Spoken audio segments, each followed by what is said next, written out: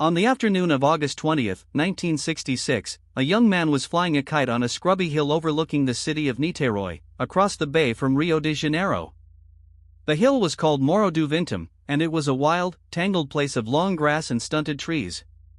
As the boy chased his kite through the undergrowth, he stumbled onto something that would haunt Brazil for the next 60 years.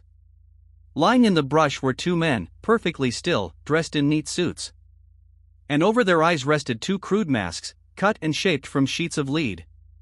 The police who climbed the hill the next morning found a scene that made no sense. The two men lay side by side, facing the sky. There was no sign of a struggle, no blood, no wounds, no marks of violence anywhere on their bodies. Their clothes were undisturbed. Between them lay the strange lead masks, the kind welders sometimes used to shield their eyes from intense light. Nearby, investigators recovered an empty water bottle, two wet towels, and a small notebook filled with cramped handwriting.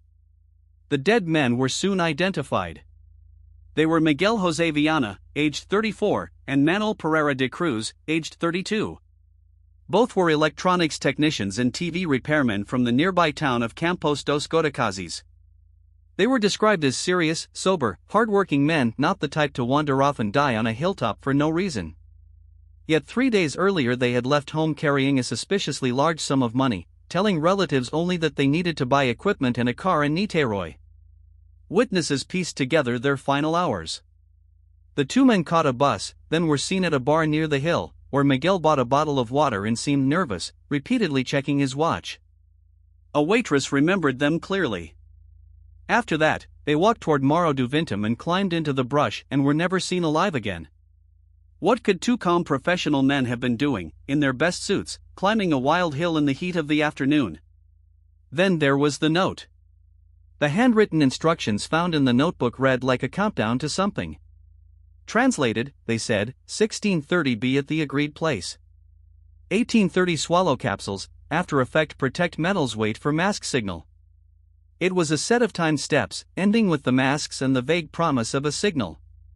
The words suggested the men fully expected something to happen to them that evening, something they were preparing their bodies and their eyes to survive. The medical examination only deepened the mystery. Decomposition had set in quickly in the tropical heat, and by the time an autopsy was attempted, the internal organs were too degraded to test properly for poison. No toxicology was ever completed to a reliable standard. Officially, the cause of death was never determined. There was no gunshot, no strangulation, no fall. Two healthy men had simply lain down on a hill, put on lead masks, and died together, leaving science with no clear answer.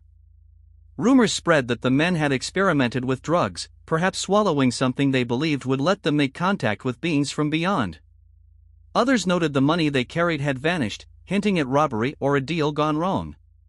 But robbers do not usually arrange their victims neatly in suits and leave mysterious masks behind. And nothing explained why two grown men would trust a note telling them to swallow capsules and wait. The most famous theory was born from the masks themselves. Lead is used to block radiation and intense light. To many Brazilians, that suggested the men were expecting an encounter with something blindingly bright, a spacecraft, a light in the sky, a visitor from another world. The 1960s were the height of the global UFO craze, and Brazil had its own thriving community of believers who held seances and searched the skies for contact. Investigators discovered that Miguel and Manuel belonged to exactly that world. Both men were deeply interested in spiritism and the paranormal, and were said to be part of a group that experimented with contacting spirits. One theory holds that they climbed the hill to make contact, that the capsules and masks were part of a ritual, and that whatever they took killed them before any signal ever came. A woman named Gracinda later came forward with an unsettling claim. On the evening the men were thought to have died, she said she had seen an oval, orange object hovering over Morro do Vintém, shooting out beams of light and rays like fire before it vanished. Her story electrified the UFO believers. But skeptics pointed out that memories are fragile, and that a frightened witness in a nation obsessed with flying saucers might easily have shaped an ordinary light into something extraordinary. More earthly theories emerged over the years.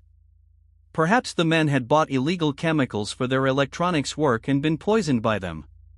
Perhaps they were caught up in a smuggling scheme and murdered. Perhaps the capsules were meant to induce a trance and the dose was simply fatal. Yet each theory ran into the same wall: the total absence of evidence. No poison confirmed, no killer found, no motive proven, and a note that read like the script for something no one could name.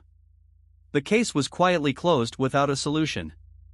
The lead masks were photographed, filed away, and became one of the most enduring images in Brazilian folklore. For decades, the men of Vintém Hill have symbolized the moment where science, superstition, and the unknown collide. Two ordinary technicians, a bottle of water, 2 damp towels, and 2 sheets of lead beaten into masks, and no one, in all the years since, has been able to say what they were truly waiting for. So what really happened on Morro do Vintém on that August evening in 1966? Were Miguel and Manuel the victims of a poisoning gone wrong, the casualties of a criminal deal, or 2 believers who climbed a hill to meet the stars and never came back down? The lead masks stare out from old photographs, giving nothing away. Whatever signal they were waiting for, it never arrived for the rest of us, and the truth still lies buried somewhere in the long grass of that lonely Brazilian hill.